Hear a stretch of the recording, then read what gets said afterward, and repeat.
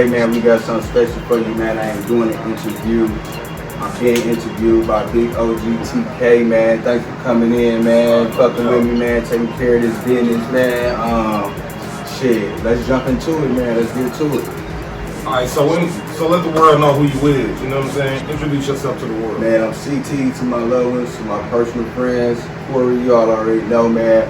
Producer, Seasoning on the Beat, man. When it comes to this studio, this music shit, and professional when it comes to this music shit as an artist, man.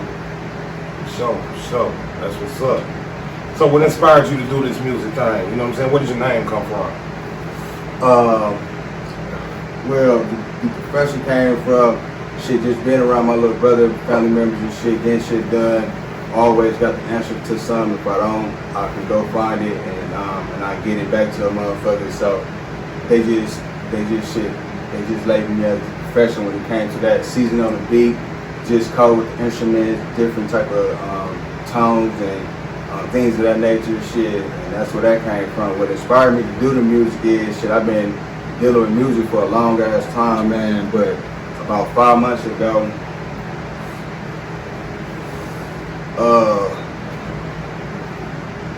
I always wanted to do the music shit just for the hood, for my hood shit, just for us to have a voice and shit.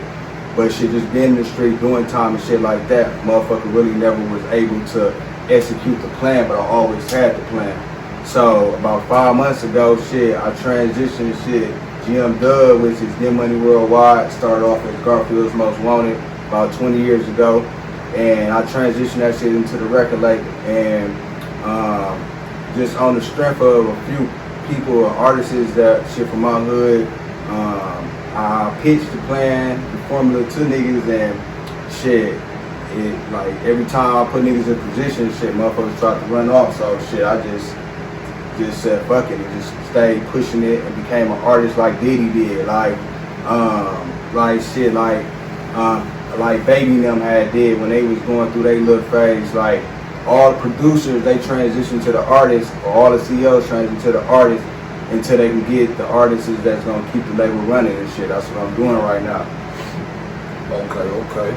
So I heard you mention it, but tell the people where you from. You know what I'm saying? Where you grew up at? Shit, I'm from. I was born in Chicago. Shit, I came to Milwaukee in like 1990. Stayed on 35th and Brown. The house gone now. Lived in Atlanta back and forth for about 6-7 years.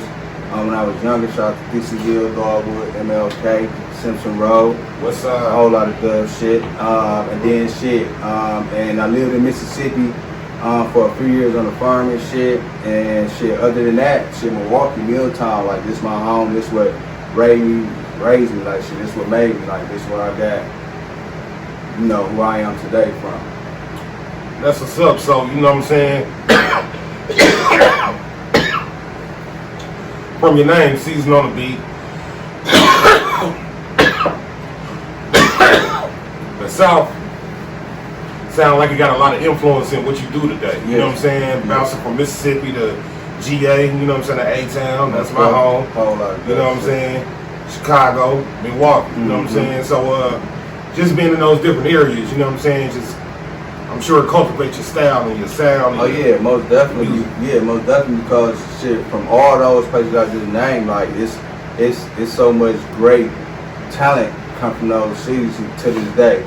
And I think that's what makes me different, and I think that's what makes my sound different, because I'm not just focused on one thing. I have so many different influences. Growing up, you know, like cold motherfuckers, Timberland and Magoo, like Dr. Dre, like motherfucking Zaytomin, Metro Boom, niggas that's, you know what I'm saying, in this area and era right now, like just so many different like styles and beats. So I try to implement all that into what I'm doing subconsciously and consciously. For sure. Shout out to the Dungeon family. Oh yeah, most definitely the Dungeon family for sure. Like that's like one of my biggest inspirations. Like motherfuckers talk about basements and all that shit. Like them niggas was under the house. Them niggas wasn't even in no basement. Like niggas was literally under the house doing that shit. Like, and that's why they call the Dungeon family. Like, and like them niggas was really coming together. Different thing, listen. A lot of these niggas don't be having no ambition. I'm a polo type of nigga.